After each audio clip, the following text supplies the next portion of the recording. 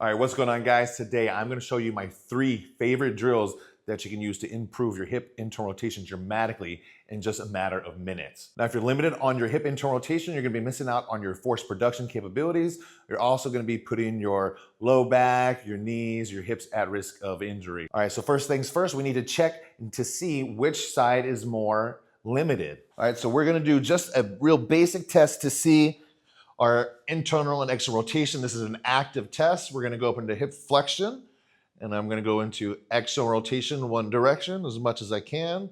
Hold that. See what it feels like to be at in range 2. Don't just pay attention to what the range of motion is in terms of like degrees. We're going to go into internal rotation. Okay, that's where I got. All right, let's compare that to the left side. So left side ER feels pretty similar and looks pretty similar in range of motion, I would say. Let's compare IR.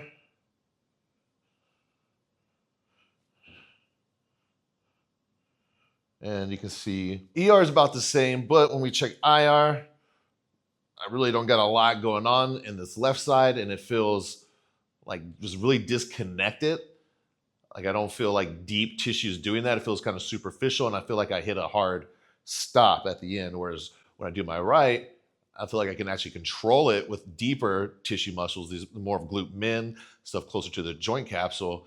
And I feel like it doesn't hit a hard stop. It hits a stop where I have like some room to give. It's like a spongy stop. So I'm definitely missing a lot of left hip internal rotation. So let me show you exactly how I would go about improving that and show you the differences in real time.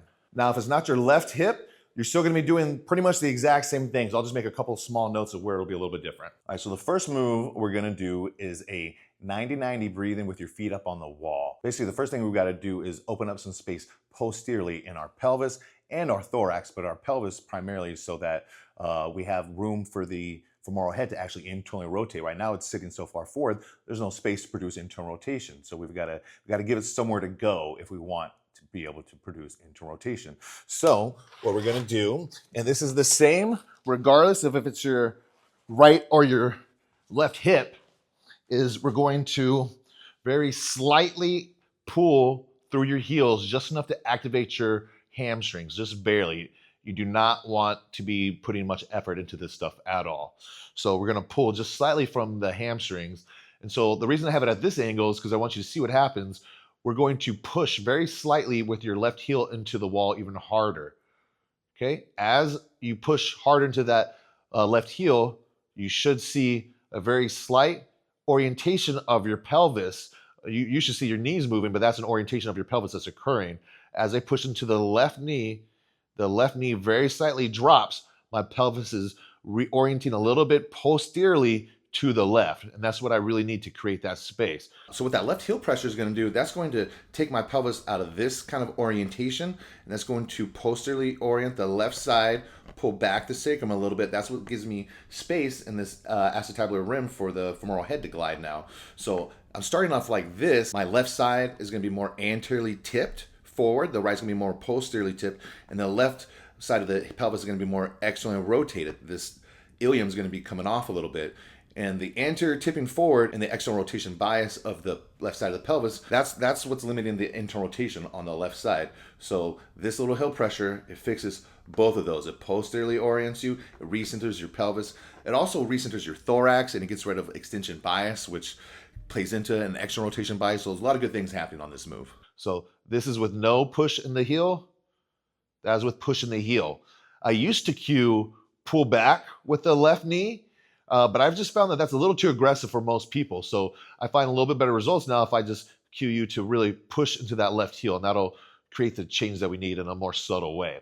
So your very bottom part of your butt is barely up. Your SI joints are down. You do not want to like bridge up for this. We're not trying to get a lot of muscle activation. This is real subtle stuff. So I'm going to activate the hamstrings. They're activated. Push that left heel. All right. Right knee will end up just a smidge above the left after we push the left heel. For most everybody, I'm going to recommend a left reach across the body.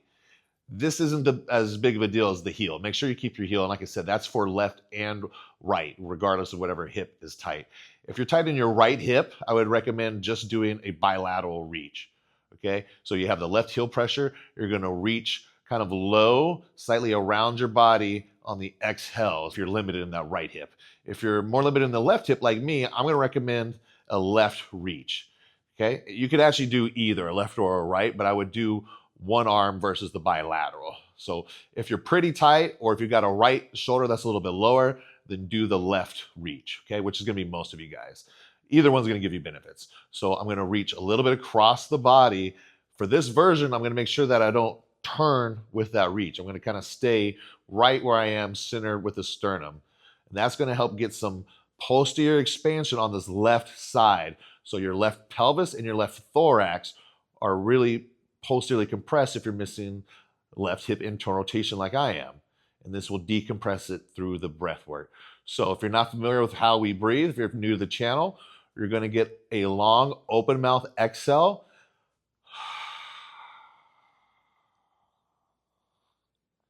Let the ribs close down at the end of the exhale without engaging your outer abs aggressively. Inhale through your nose.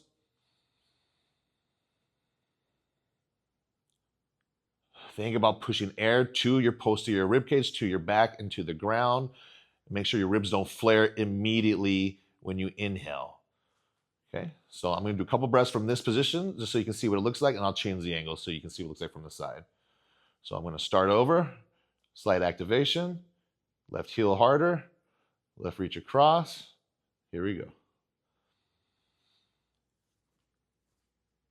And this right arm, you can keep it across. Sometimes I help it guide the left rib down. There are some benefits to keeping it grounded as well.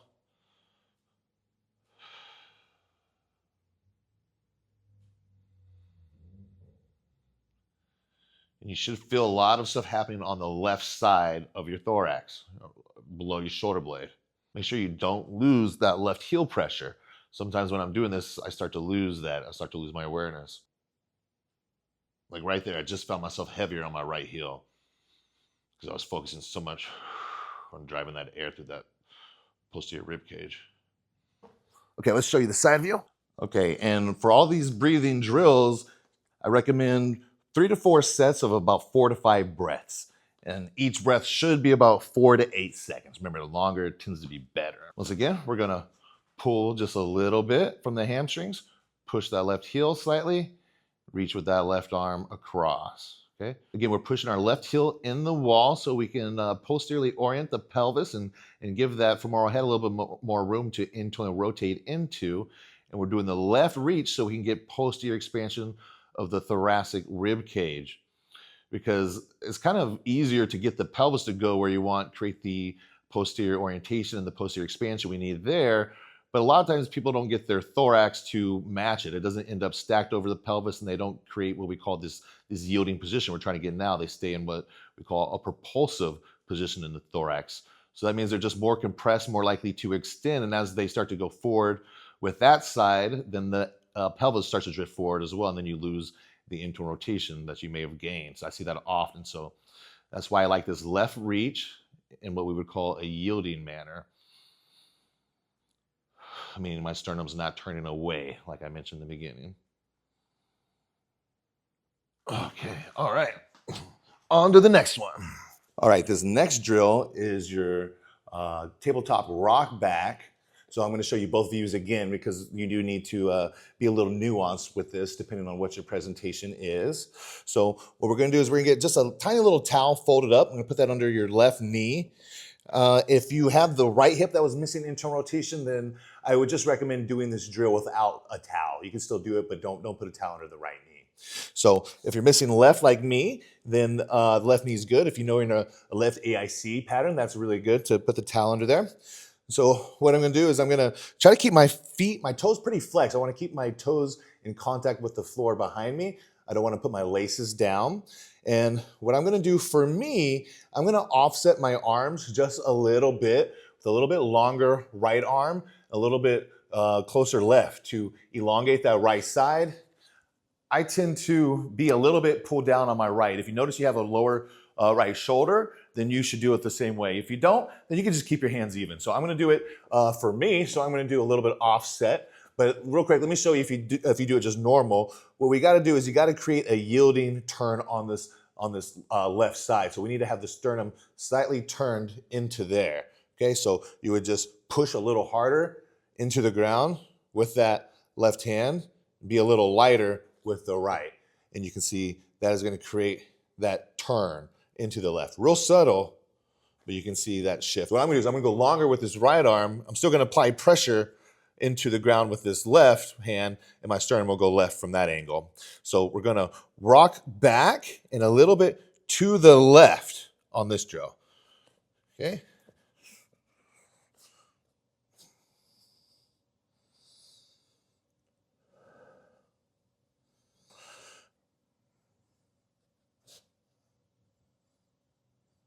All right, so let's check out the side view of that. So again, if you don't have a higher left shoulder, you would just rock back into that left a little bit and breathe through there.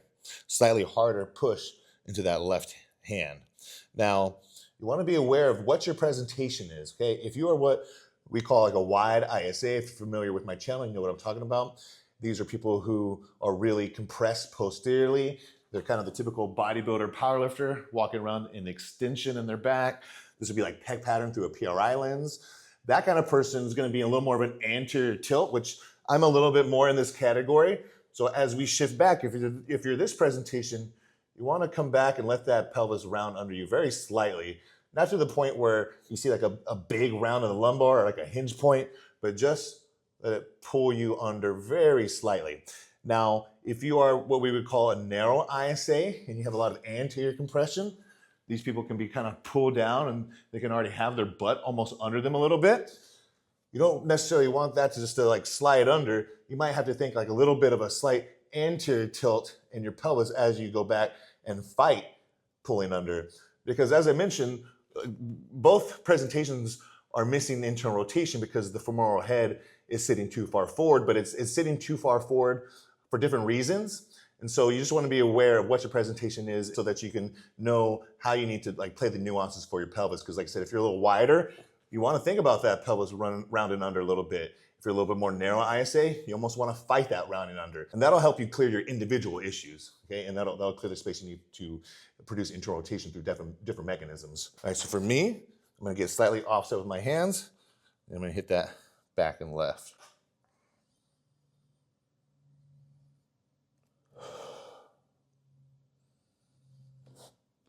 So as I'm exhaling, I'm thinking about my ribs kind of closing down, and my front kind of doming a little bit, kind of like coming in on itself just slightly. And then as I inhale, I'm thinking about the back rising to the ceiling.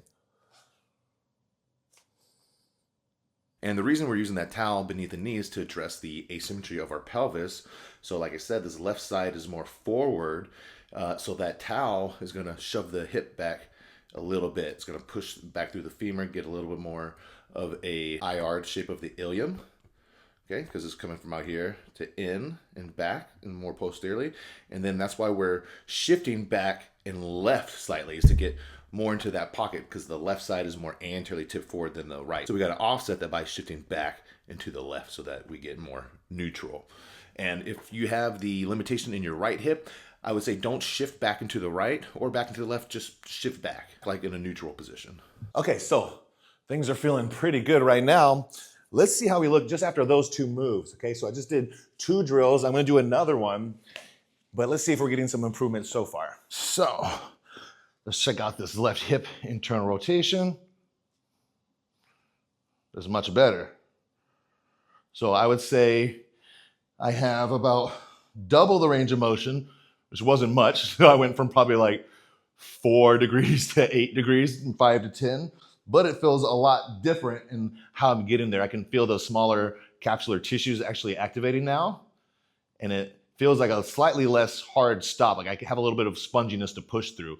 All right, so let's do this last drill and see if this helps finish off the job, because now we've got space available. And now basically with this drill, we're just gonna we're gonna make use of that space. We're gonna jam that fucking femur back there and put it in a position where it can really produce some nice IR. So let me show you this because I've seen other people do similar stuff to what I've done here. I've kind of based these drills off of other things that people have come up with. What I'm doing now is I've never seen anyone else do it, and it's something that I have found to like really be a cheat code for getting more IR. So let's check it out. Okay, so really important to note that the sequencing that we've done is really important. If I just jump straight to this, I would not get the benefits that I know I'm about to get from it because I wouldn't have the space to move into. So you want to start with that one on your back with your feet on the wall first, then you would go to the rock back, and then you would come to this. You would need to make sure you do it in that sequence. All right, so for this, we're going to use the bench to lock in our femur into internal rotation. So I'm going to have my foot right on the outside of the bench, and I'm going to drive a lot of pressure right through that like middle part of my knee, like maybe very slightly medial to dead center, so a little slightly inner, that midpoint. And what I want to think about doing is just producing that internal rotation shape. And so what this is similar to, if you guys are familiar with my stuff, you may have seen the left post capsule inhibition drill that I'll do. And I'm shifting in that left side right here, opening up space. This is trying to create the same kind of shape, but I'm just using the bench and I'm getting a little more aggressive with it. So think about that if you've done that before. So we're going to put pressure in that middle part I was talking about of the knee. I'm going to kind of turn my pelvis because right now it's oriented this way. To get internal rotation, right, I need to rotate that way because that's the same thing as me internally rotating the femur, right? That's open chain internal rotation. Here, that would be closed chain internal rotation, same position, but now moving over like a fixed point, okay? So I'm gonna turn that pelvis around and I'm gonna shift very slightly back if you can. If you feel pinching up front, then you don't have enough space yet, so start a little forward. So what I'm gonna think about doing is with this right knee, this right pelvis, I'm gonna kind of push it forward and then be really light on this foot. Like you should be able to like kind of barely pick it up if you needed to. You're gonna push the right knee down and forward, essentially trying to drive this femur up and back as a result. All right, so let me go ahead and show you what's going on here with the pelvis model as well. So by this point, I should just be very slightly in that left AIC, right, BC pattern, which again remembers the left side of our pelvis is more anteriorly tipped, it's more ER bias, it's turning outward, and that is essentially what's limiting the ability for our femur to internally rotate. So in this move, you're putting your knee on the bench, and that's shoving that left innominate back. The fact that you're just on like a flat surface is kind of turning in this ilium as you turn over with your hips. So it's like if this is a little bit flared, this left side, as soon as you go down flat, you're already closing that space. So if this is the flared out left side, as soon as you go flat and square up your hips with the ground or the bench, whatever you're on, you're already closing off a lot of that excessive external rotation bias that you got. You're pulling the ilium back and we're getting a slight shift in the sacrum at the same time. So just a little of that, right? So once that's pinned and we're in that position, then I'm just thinking about bringing this right side around that left, generating as much internal rotation force as possible. And I'm also going to bias this right side with a little bit of external rotation. That's because like I'm pushing the knee forward and downward because creating an ER shape on the right side, very exaggerated, is going to help you create more of an IR shape on the left, right? Because that's what's typically going on right now, is doing the opposite, and this will just help you shift it that way. So I'm gonna get a slight left side bend, and you should too, even if you're not like closed down on the right side like I am, unless you're closed down on the left, the side bend will be good. And I'm going to just think about I'm trying to drive my right side of my pelvis in towards my left. I'm trying to shift everything around this left femur. And so I'm kind of really subtly posteriorly orienting my pelvis. You gotta make sure you don't arch your back at all. And I feel inner thigh, hamstring attachment, and my post capsule actually. So I feel a lot going on, but it's all like medial stuff. Oh. So this is lined up in internal rotation, that's driving force. If I were to shift too far inside, now I've lost it completely. So you gotta really keep that direct line of tension on that medial part of the knee. Right there, I've got it good, that's all good. There, I've lost it. Even there, I've lost a little bit, right? There, if you feel your high inner thigh on the left side, you know you're in there. So I'm just turning everything around that fixed point. Letting it dry back. All right, let me show you from a side angle. All right, and this right leg is just driving down. Left knee is coming up.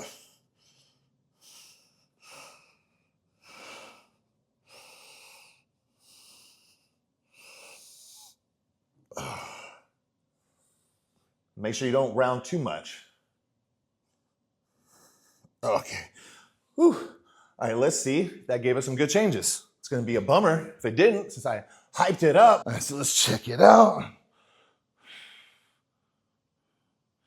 Yeah, I would say that's a little bit better. And like I'm also anchored hard on my left side joint. Before I was trying to do it, I was like turning over, trying to find that space. So that feels a million times better. I'll try to put us side by side between the first one and the last one.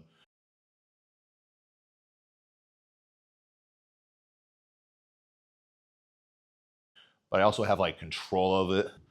That feels so much more loose. So let's do a move that I really like to kind of tie all this together externally, teach your body how to do it under load, because not that hard to do when you're laying on the ground and just breathing. Let's see how it feels when you're managing some weight. All right, so this is one of my go-to moves. If you work with me, if I do your programming, I know you have this in there. It's pretty much for every archetype there is. It'll help with whatever issues if you do it right. So we're gonna do this to really reinforce, and we're actually probably even gain some more internal rotation space here. So what we're gonna do on this is we're gonna use this rack for support. Really important that you have support on this. You wanna make sure that we don't start to compress the side that's holding the weight. We're going to very slightly pronate, turn the thumb in towards your body.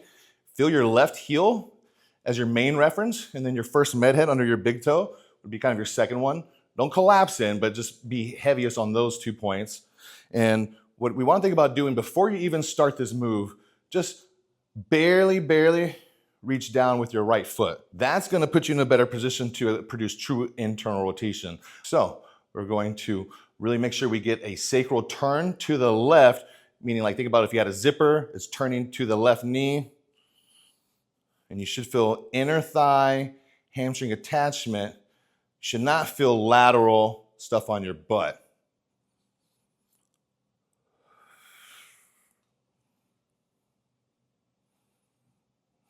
And I'll just hold this for some breaths a lot of times. Have to feel inner thigh stuff.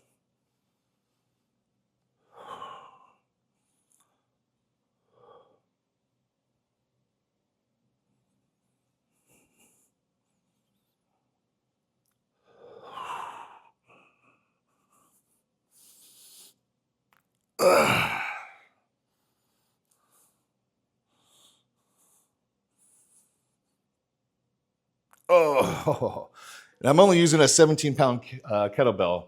You do not need much weight at all. I wouldn't go any heavier than that. All right, let's check and see if that had any final improvement. All right, so let's go ahead and check all the measurements, because that is a pretty unique exercise in that it will really open up space all across the board usually. So let's look at the left hip ER. That has opened up a little bit. IR. So that's our final IR. Big improvement.